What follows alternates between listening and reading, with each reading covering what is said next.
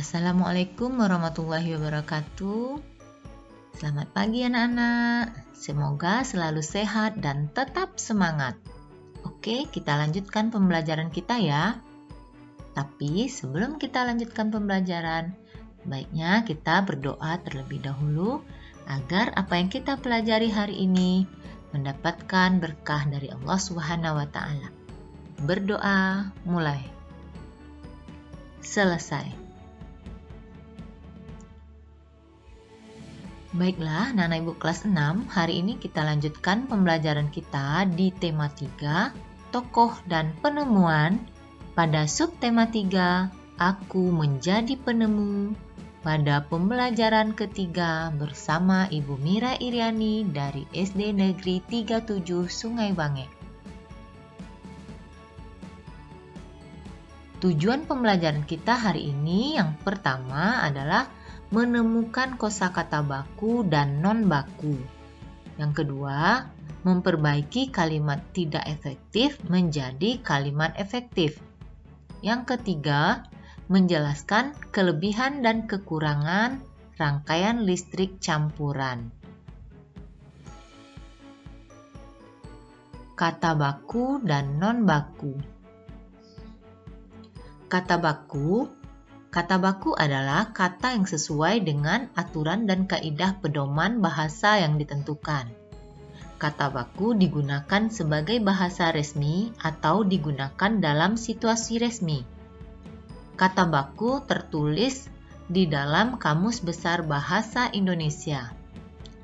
Sedangkan kata non-baku adalah kata yang digunakan tidak sesuai dengan aturan dan kaidah pedoman bahasa yang ditentukan. Kata non-baku digunakan sebagai bahasa sehari-hari dan memiliki tulisan berbeda namun artinya sama dengan kata baku. Nah, ini akan bisa kita lihat nanti pada contohnya. Contoh kata baku dan kata non-baku. Nah, di sini resiko, kata bakunya resiko, dan kata non-bakunya adalah risiko. Nah, resiko dan risiko ini sama-sama memiliki arti yang sama. Dia memiliki arti yang sama, cuma penulisannya yang berbeda. Nah, di sini juga cuma kata baku, sedangkan kata non-bakunya cuman. Nah, seperti kata cuman ini, banyak orang menggunakannya dalam kata-kata sehari-hari. Seperti kata yang digunakan saat berbicara dengan teman-teman.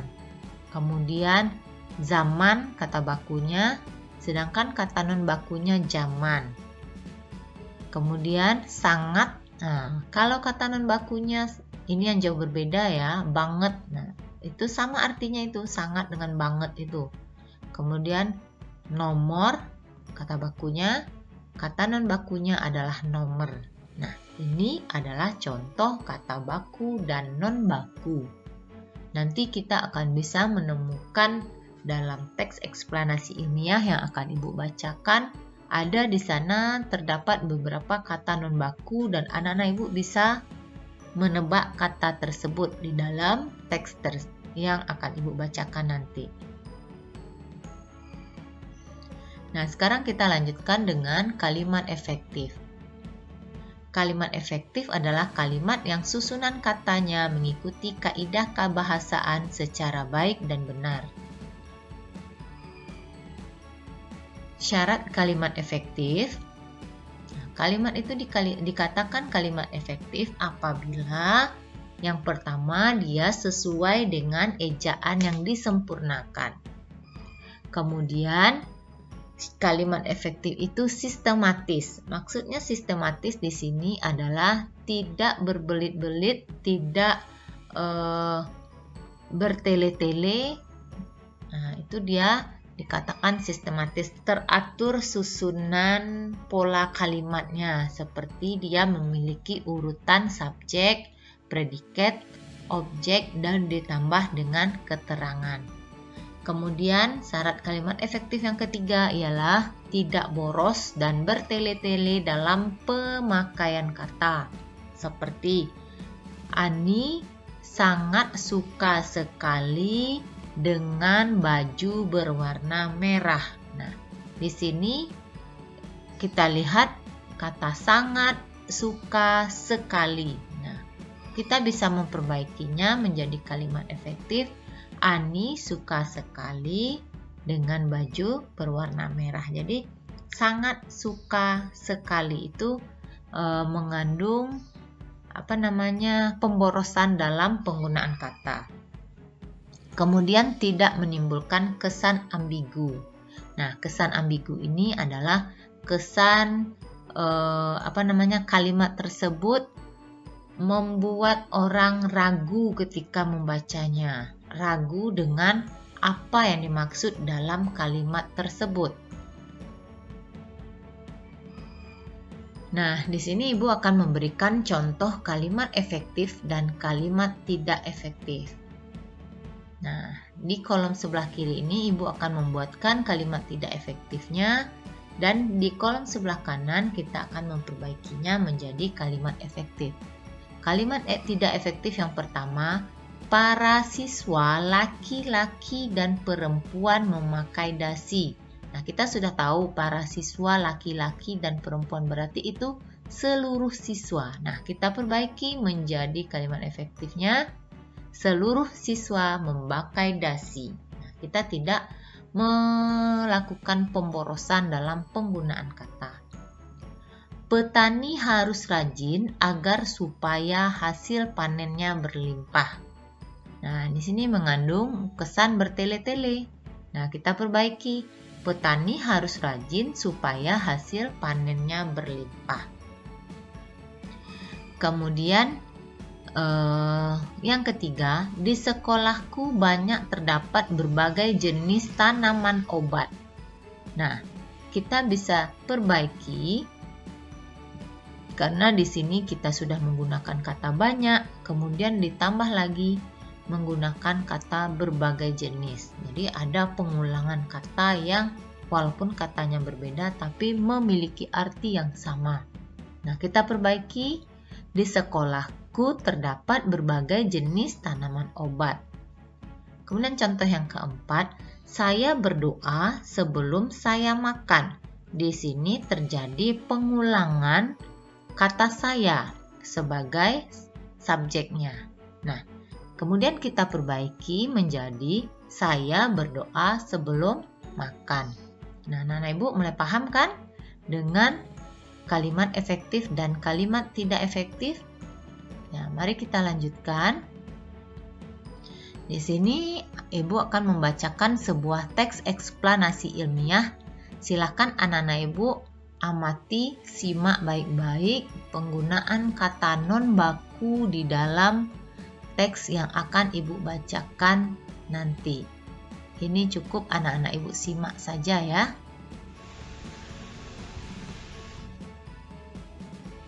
Rangkaian listrik seri dan paralel banyak dipakai buat penerangan di berbagai tempat. Rangkaian seri sering banget kita lihat pada hiasan pohon Natal atau hiasan pada pohon-pohon besar di sepanjang jalan raya. Pada dasarnya, dalam kehidupan sehari-hari, terutama di rumah, rangkaian listrik yang mengakomodisir arus energi buat penerangan adalah merupakan gabungan dari rangkaian listrik seri dan paralel. Rangkaian ini dikenal dengan nama rangkaian listrik campuran. Dengan demikian, kedua jenis rangkaian ini akan saling melengkapi satu sama lain. Seperti halnya lampu di kelasku yang menggunakan rangkaian listrik campuran, terdapat 3 buah sakelar dengan 4 buah lampu di kelas. Saat sakelar 1 atau S1 dinyalakan, maka yang menyala adalah hanya lampu 1 atau L1. Saat sakelar 2 atau S2 dinyalakan, maka hanya lampu L2 saja yang menyala. Saat sakelar 3 atau S3 dinyalakan, maka lampu 3 dan lampu 4 yang menyala. Dengan kondisi tersebut, maka rangkaian seri pada lampu di kelas adalah L3 dan L4. Sedangkan rangkaian paralel adalah L1, L2, dan L3, L4. Rangkaian paralel akan sangat membantu sekali penghematan biaya listrik, karena kita tidak perlu menyalakan semua lampu saat cuaca tidak terlalu gelap. Kita hanya perlu untuk dapat menyalakan lampu sesuai dengan kebutuhan. Nah, anak-anak Ibu, seperti yang sudah Ibu kasih aba-aba tadi, bahwa anak-anak Ibu akan menyimak kata non baku apa saja yang anak-anak Ibu temukan dalam teks ini. Nah, kata non baku yang kita temukan pada teks ini yang pertama adalah dipakai, kemudian banget. Nah, itu adalah contoh kata non baku yang terdapat dalam kalimat ini. Nah, kemudian kita juga menemukan kalimat tidak efektif. Nah, seperti mana tadi ya? Rangkaian listrik merupakan, di sini rangkaian seri sering banget kita lihat pada hiasan pohon Natal atau hiasan pada pohon-pohon besar di sepanjang jalan raya. Nah, ini merupakan contoh kalimat tidak efektif. Nah, kemudian anak-anak Ibu, pada paragraf ini dijelaskan bagaimana penggunaan rangkaian seri dan rangkaian paralel dalam suatu instalasi listrik, sehingga dia dinamakan dengan rangkaian campuran. Nah, kita sudah sama-sama tahu rangkaian ini dia memiliki manfaat atau kelebihan, bahwasanya kita tidak perlu menyalakan semua lampu saat cuaca tidak terlalu gelap. Jadi kita bisa mematikan lampu mana yang tidak kita butuhkan dan menghidupkan lampu mana saja yang kita butuhkan. Namun kekurangannya dalam membuat instalasi listrik campuran seperti ini, kita memerlukan biaya dalam pembuatan instalasinya karena membutuhkan kabel dan saklar yang lebih banyak. Nah, itu saja kekurangannya. Nah, anak-anak Ibu, kita sudah mengetahui dan mempelajari tentang kata non baku dan kata baku, tentang kalimat efektif dan kalimat tidak efektif. Nah, dan juga kita sudah membaca tentang rangkaian listrik campuran. Sekarang saatnya kita mengerjakan tugas. Adapun tugas kita hari ini adalah yang pertama, ubahlah kata-kata non baku berikut menjadi kata baku. Nah, kata-kata non bakunya adalah akhlak, antene, adzan, baterai, esok. Nah, silakan anak-anak Ibu ubah menjadi kata baku. Untuk mengubah kata non baku menjadi kata baku, anak-anak Ibu bisa juga melihatnya di kamus bahasa Indonesia, atau anak-anak Ibu bisa juga lihat di Google. Kemudian tugas kita yang kedua adalah ubahlah kalimat tidak efektif berikut menjadi kalimat efektif. Kalimat tidak efektif yang pertama, meskipun demam, namun Gilang tetap pergi sekolah. Yang kedua, sebelum Rahmi mulai belajar, Rahmi selalu berdoa. Yang ketiga, suasana di rumah Virgo sangat sepi sekali. Nah, silakan anak-anak Ibu perbaiki kalimat yang 3 buah ini menjadi kalimat efektif. Nah, yang ketiga, perhatikan gambar rangkaian listrik berikut ini. Nah, ini gambar rangkaian listriknya, silahkan anak-anak Ibu perhatikan baik-baik.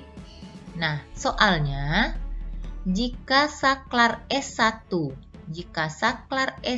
mati dan saklar S2 dan S3 hidup, bagaimanakah keadaan lampu-lampu yang ada pada rangkaian listrik tersebut?